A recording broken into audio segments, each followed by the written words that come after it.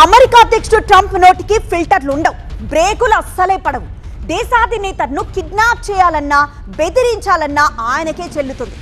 ఒక సబార్డినేట్ ను తిట్టినట్లు మరో దేశాధినేతను తిట్టడం కూడా ట్రంప్కే చెల్లుతుంది. ఎస్, ఇజ్రాయెల్ ప్రధాని నెతన్యాహుపై అమెరికా అధ్యక్షుడు ట్రంప్ మండిపడ్డారు. కానీ విని ఎరగని రీతిలో ట్రంప్ తిట్ల దండకం సాగింది. నువ్వు పిచ్చోడివి, కృతజ్ఞత లేనివాడివి అంటూ నెతన్యాహుతో ఫోన్ కాల్లో ట్రంప్ ఆగ్రహం వ్యక్తం చేశారు. నేను లేకపోతే నువ్వు జైల్లో ఉండేవాడు అంటూ నెతన్యాహుపై ఫైర్ అయ్యారు. నిన్ను నేను కాపాడుతున్నా అంటూ ఊగిపోయారు ట్రంప్. ఇజ్రాయెల్ ప్రధాని అవినీతి కేసును పరోక్షంగా చెబుతూ విమర్శలు గుప్పించారు. అందుకే నిన్ను ఇజ్రాయెల్ను అందరూ ద్వేషిస్తారు అంటూ చెలరేగిపోయారు ట్రంప్.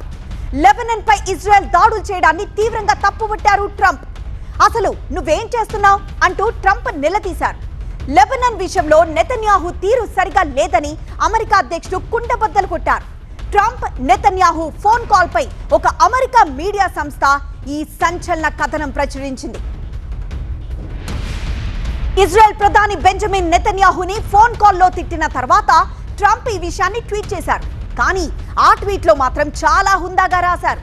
నెతన్యాహుతో చర్చలు ఫలప్రదమయ్యాయని ఆయన ఆ ట్వీట్ లో రాసుకున్నారు. లెబనాన్ నుంచి ఇజ్రాయెల్ తన బలగాలను వెనక్కి రప్పిస్తోందన్నారు.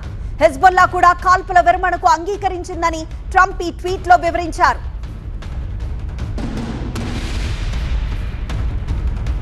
మరోవైపు లెబనాన్ రాజధాని బీరూట్ దక్షిణ శివారు ప్రాంతాలను వదిలి వెళ్లాలని అక్కడి ప్రజలను ఇజ్రాయెల్ హెచ్చరించింది. దీంతో వేల మంది ఆ ప్రాంతాన్ని వదిలి వెళ్తున్నారు. అయితే లెబనాన్ పై దాడి చేస్తే కాల్పుల విరమణకు విఘాతం కలుగుతుందని ఇరాన్ హెచ్చరించింది.